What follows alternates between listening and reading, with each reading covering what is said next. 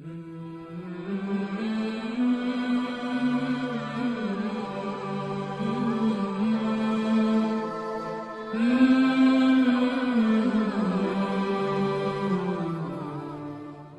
اللہ الرحمن الرحیم والذین اذا فعلوا فاحشة او ظلموا انفسهم ذکروا اللہ فاستغفروا لذنوبهم ومن یغفر الذنوب الا اللہ ولم يصروا على ما فعلوا وهم يعلمون اولئک جزاؤہم مغفرۃ من ربهم وجنات تجری من تحتها الانہار خالدین فیہا ونعم اجر العاملین قد خلت من قبلکم سنن فسیروا فی الارض فانظروا کیف کان عاقبۃ المکذبین ھذا بیان للناس وہدی وموعظۃ للمتقین والذین اذا فعلوا، اور وہ لوگ جب وہ کر بیٹھیں فاحشتاً کچھ کھلا گناہ، او ظلموا انفسہم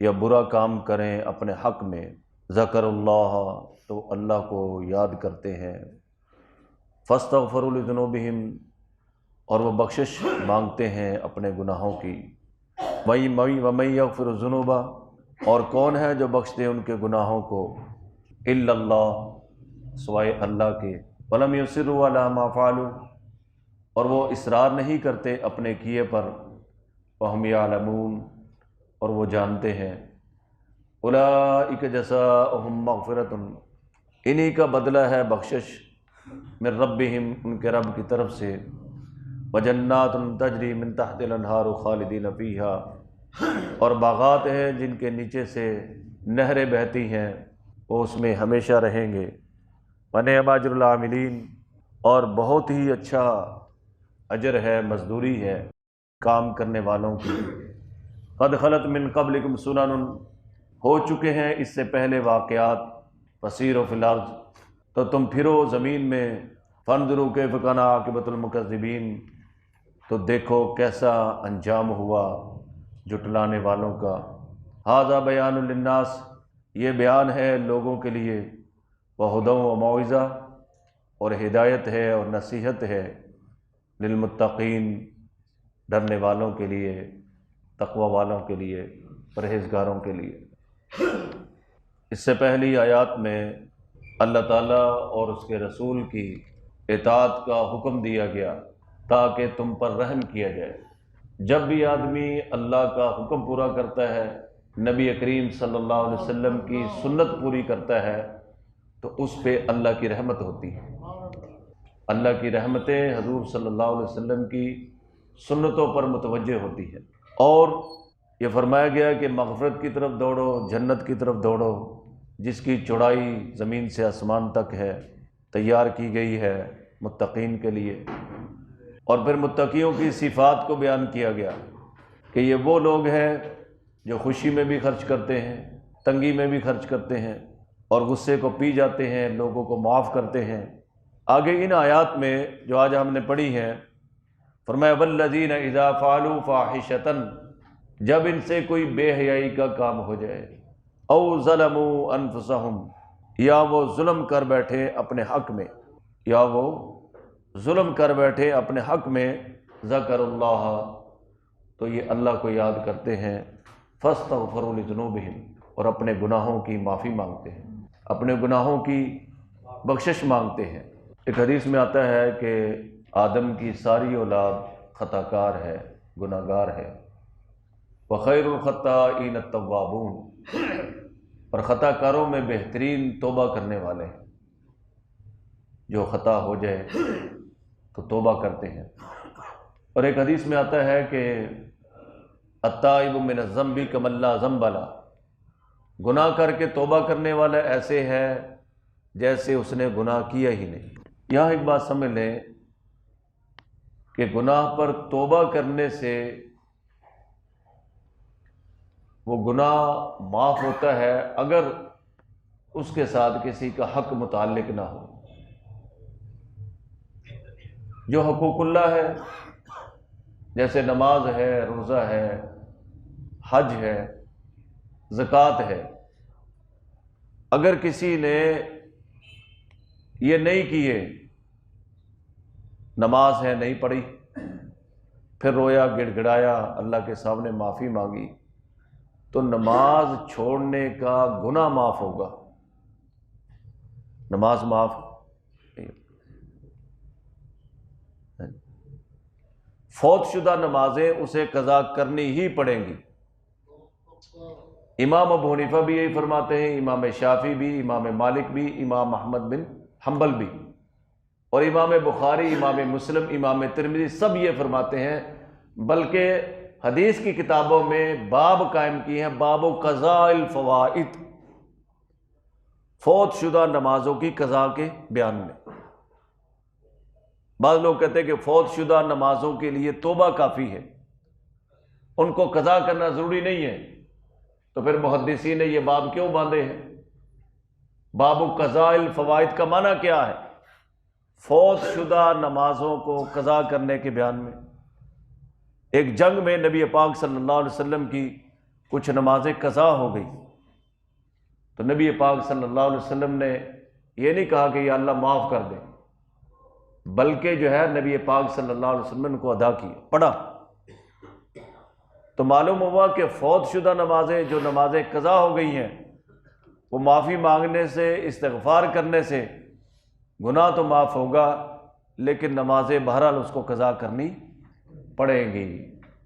زکوٰۃ نہیں دی، اب اللہ کے سامنے شرمندہ ہے، تو یہ گناہ معاف ہو جائے گا، لیکن زکوٰۃ ادا کرنی ہی پڑے گی۔ کسی کا حق مارا ہے تو اللہ سے توبہ کی ہے۔ جتنے بھی حقوق العباد ہیں، حقوق العباد ہر مسلمان جانتا ہے، ہیومن رائٹس۔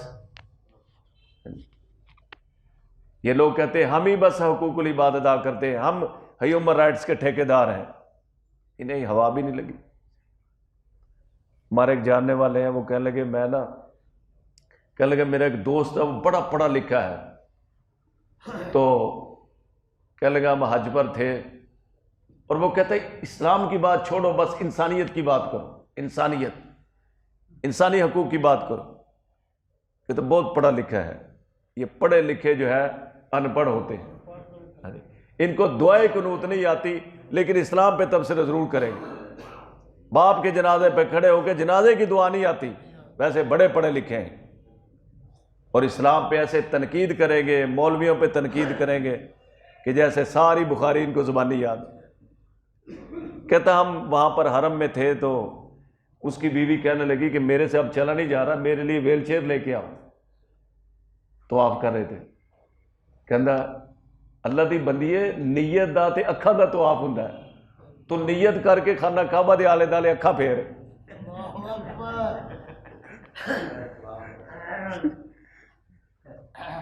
طواف کس کا نام ہے؟ نیت دا تے اکھاں دا۔ تو نیت کر کے نہ طواف ہو جائے گا تیرا۔ یہ پڑھے لکھے جاہل ہیں۔ تو بہرحال یہ لوگ کہتے ہیں ہیومن رائٹس، انسانی حقوق۔ اور بھائی اگر اسلام میں انسانی حقوق نہیں ہے تو پھر دنیا میں کہیں بھی نہیں ہے۔ اسلام ہے جس نے بیوی کو حقوق دیے، بیٹی کو حقوق دیے، ماں کو حقوق دیے، بہن کو حقوق دیے، ماں باپ کو عزت دی، ماں کے قدموں کے نیچے جنت رکھ دی۔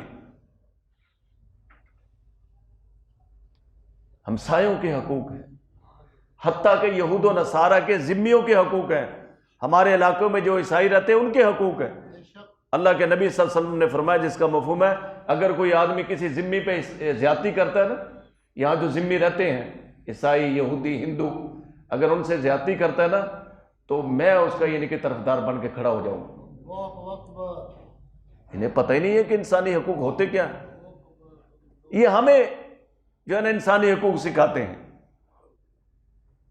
یعنی ذات دی کوڑ کرلی تے شتیرہ نہ جھپے۔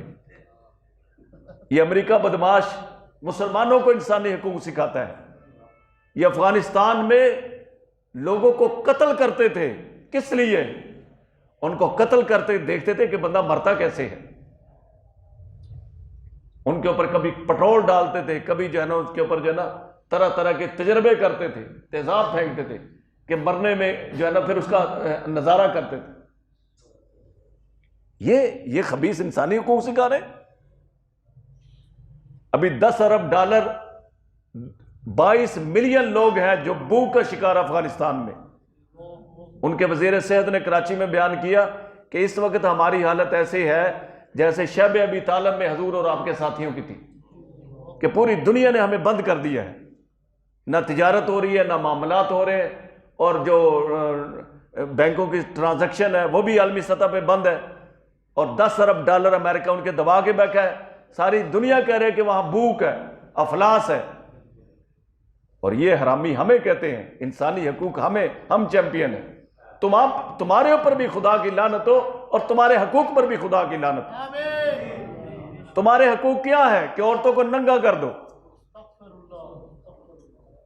تمہارے حقوق کیا ہے؟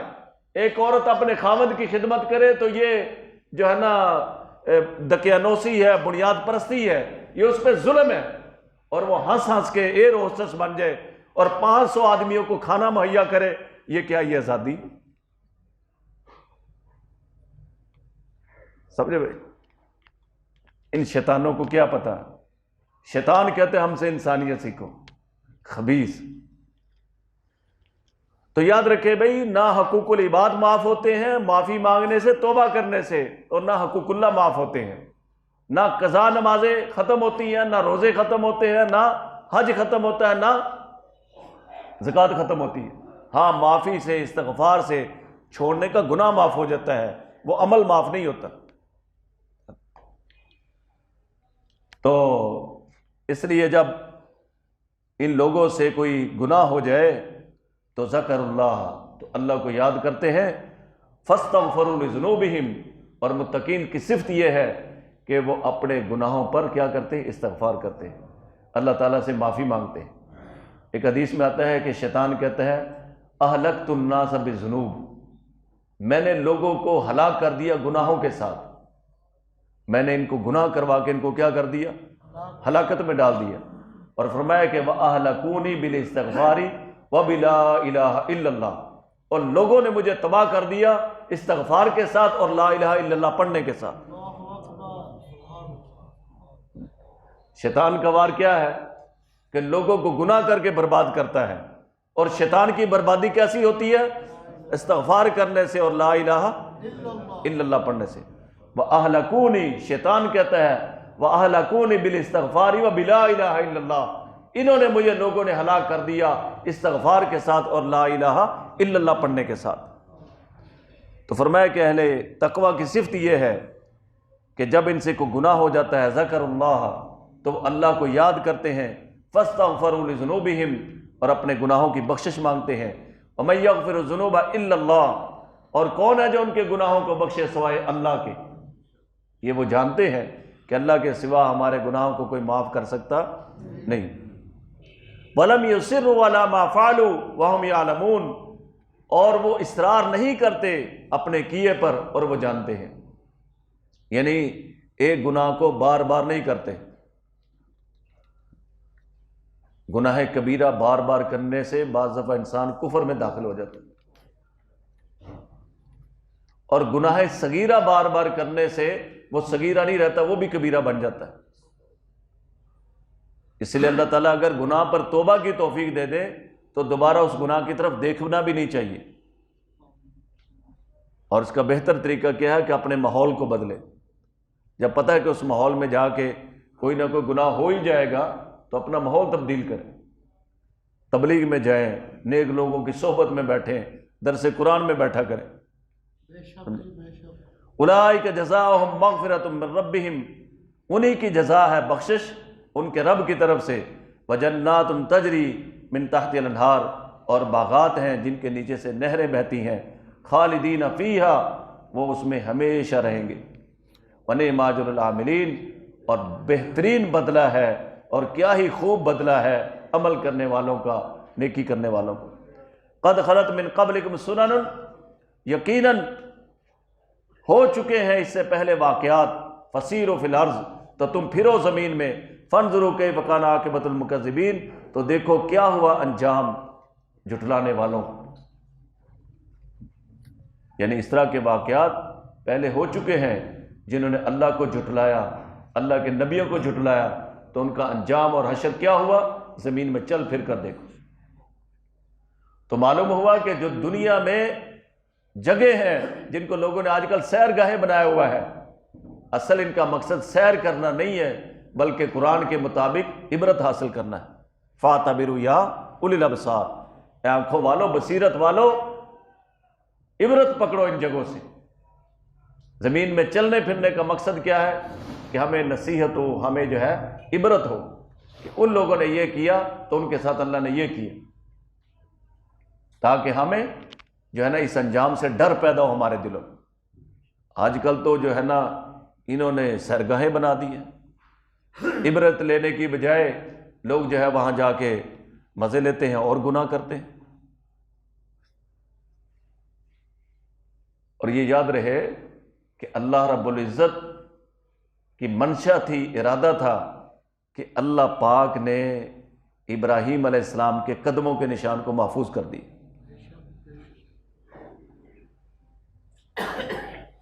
تو یہ ہمارے لیے جہاں ابراہیم علیہ السلام کے قدموں کے نشان ہے، یہ متبرک ہے، برکت والی جگہ ہے۔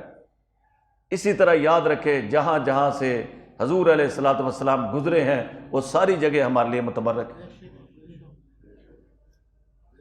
اور مولانا قاسم نانوتوی رحمۃ اللہ علیہ پتھریلی زمین پر جوتے اتار دیتے تھے اور ننگے پاؤں چلتے تھے، کہیں ایسا نہ ہو کہ جہاں حضور کے قدم آئے ہیں وہاں جو ہے میرے جو ہے وہ جوتے نہ لگ جائے۔ میں نے ایک بزرگ سے سنا کہ فرما رہے تھے کہ ایک مرتبہ ہمارے استاد حضرت مولانا شیخ موسیٰ صاحب رحمۃ اللہ علیہ، الحمدللہ میں نے تفسیر ان سے پڑھی ہے، تو یہاں ہم تفسیر پڑھ رہے ہیں تو آپ کے وہ کیا لگے؟ خوشی ہوئی ہے کہ نہیں ہوئی؟ ہاں، پکے دیوبندی بننا ہے، کہیں جو ہے یہاں دیوبندی اور باہر جا کے کھیروں پہ بریلوی بن جائے۔ تو حضرت شیخ موسیٰ صاحب رحمۃ اللہ علیہ میدان بدر میں ایک دفعہ گئے اور پتھروں کو خطاب کیا، اور پتھروں تم تو حضور کے زمانے میں موجود تھے، تم نے تو حضور کو دیکھا تھا، ذرا مجھے بتاؤ کون کون سے پتھر ہیں جنہوں نے حضور کو دیکھا تھا؟ تو فرماتے کہ پتھروں سے آوازیں آئی کہ میں نے حضور کو دیکھا تھا، میں نے حضور کو دیکھا تھا، میں نے حضور کو دیکھا تھا۔ کہو سبحان اللہ۔ حضور علیہ السلام نے جبل احد کے بارے میں فرمایا ہے کہ یہ پہاڑ ہے، ہم اس سے محبت کرتے ہیں اور یہ ہم سے محبت کرتا ہے۔ پہاڑوں کو بھی نبی کی محبت کا شعور ہے، کہو سبحان اللہ۔ پتھر بھی اللہ کے نبی کو سلام کرتے ہیں، اللہ کے نبی سے محبت کرتے ہیں۔ یہ انسان ہی ہے جو ان سے بے وفائی کرتا ہے۔ تو یاد رہے بھئی، حضور علیہ السلام غار حرا میں گئے، وہ متبرک ہے، سور میں گئے، وہ متبرک ہے، آپ جس باغ میں ٹھہرے وہ بھی ہمارے لیے متبرک ہے۔ سارے دنیا کے آثار قدیمہ ایک طرف اور میرے نبی کا نقش پا جہاں لگا ہے وہ ایک طرف ہے۔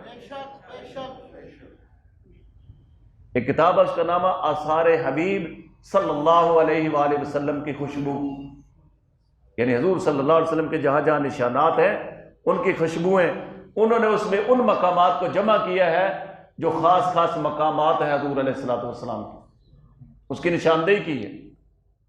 اور آج کل سعودی گورنمنٹ ان کو بدعت کے نام لگا کر جو ہے نا سب کو ختم کر رہی۔ دعا کرو اللہ تعالیٰ ابن سلمان کو تباہ و برباد فرمائے، تبلیغی جماعت پہ پابندی لگا دی۔ ان شیاطین کی حالت دیکھو، ابھی چند دن پہلے وہاں پہ یہ سلمان خان نہیں انڈیا کا، دیکھو ان کی خباثت، ضلالت، رذالت، قباحت، سلمان خان کے ہاتھوں کے نشانات انہوں نے لے کے وہاں محفوظ کر کے لگائے۔ اس سے بڑی گندگی اور کیا ہوگی؟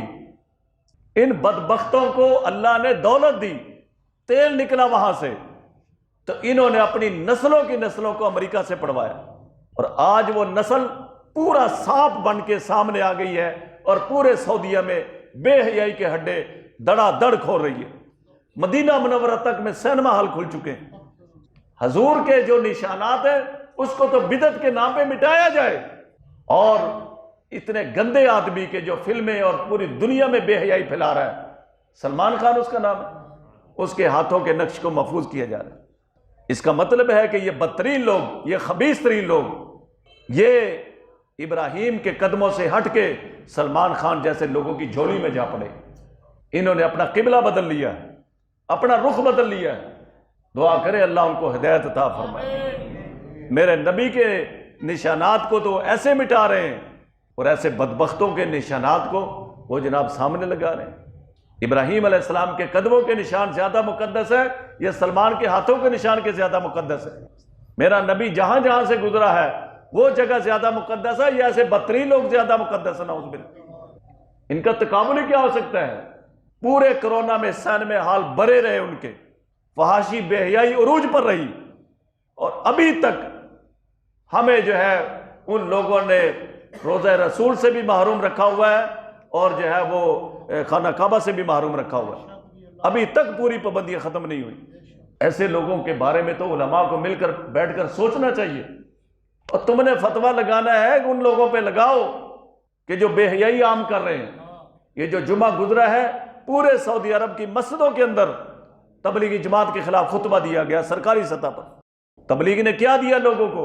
تبلیغ والوں نے لوگوں کو ایمان سکھایا، امن سکھایا، نماز سکھائی، جو ہے کلمہ سکھایا، جاہلوں کو دین بیزار لوگوں کو محمد عربی کا غلام بنایا۔ یہ کام کیا تبلیغ والوں نے۔ ٹھیک ہے، جب کوئی جماعت کا زیادہ پھیلاؤ ہوتا ہے تو اس میں خرابیاں تو آتی ہیں، تبلیغ والوں میں خرابیاں موجود ہیں، لیکن دیکھا تو یہ جاتا ہے کہ مجموعی طور پہ اس کا کیا فائدہ ہو رہا ہے۔ تبلیغی جماعت کا مجموعی فائدہ مسلمانوں کے حق میں ہے۔ الحمدللہ لوگ اسلام میں داخل ہو رہے ہیں۔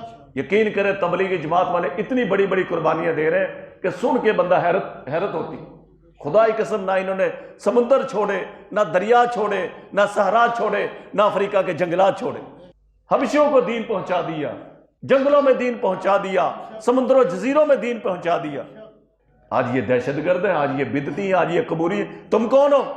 یہ طاقت، یہ اقتدار ہمیشہ نہیں رہتا، لیکن اللہ کا دین قیامت تک رہے گا۔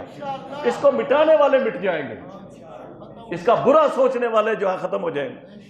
تو میں تو یہ جو ہے عرض کر رہا ہوں کہ وہ ہمارے علماء کو چاہیے کہ یہاں جو مقامی سفارت خانہ ہے سعودیہ کا، ان سے جا کے ملا جائے، اور یاد رکھے تبلیغی جماعت کے خلاف جتنا کام اہل حدیثوں نے کیا نا، کسی نے بھی نہیں کیا۔ یہ غیر مقلدوں نے ان کو سمجھایا یہ قبوری ہے، یہ قبر پرست ہے، کیونکہ ان کا وہاں پہ کافی اثر رسوخ ہے۔ تو یاد رکھیں کہ جب ان کا ہاتھ پڑے گا تو معافی ان کو بھی نہیں ملے گی، نمبر ان کا بھی لگ جائے گا۔ ان کو کیا پتا عربوں کو کہ جناب یہ تبلیغ والے کیا کرتے ہیں؟ یہ تو انہوں نے ان کو پروپیگنڈا لکھ کر دیا کہ تبلیغ والے ایسے ہیں، تبلیغ والے ویسے ہیں۔ فرمایا قد خلت من قبلکم سنن، یقیناً ایسے واقعات پہلے بھی گزر چکے ہیں۔ فسیروا فی الارض، تم چلو پھرو زمین میں۔ فانظروا کیف کان عاقبۃ المکذبین، تم دیکھو کیا انجام ہوا جھٹلانے والوں کا۔ ھذا بیان للناس، یہ بیان ہے لوگوں کے لیے، وہدن، اور ہدایت ہے، وموعظۃ، اور نصیحت ہے، للمتقین، ڈرنے والوں کے لیے۔ اللہم صلی علی محمد عبدک ورسولک صلی علی محمد۔ اللہم احینا ما کانت الحیاۃ خیرا لنا وتوفنا اذا کانت الوفاۃ۔ یا ارحم الراحمین، ہماری حاضری کو قبول فرما۔ مولا کریم روضہ رسول بیت اللہ کی رونقوں کو بحال فرما دے۔ یا اللہ ہمارے گناہوں کی وجہ سے ہمیں ان سعادتوں سے محروم نہ فرما۔ یا اللہ روضہ رسول کی رونق کو دوبالا فرما۔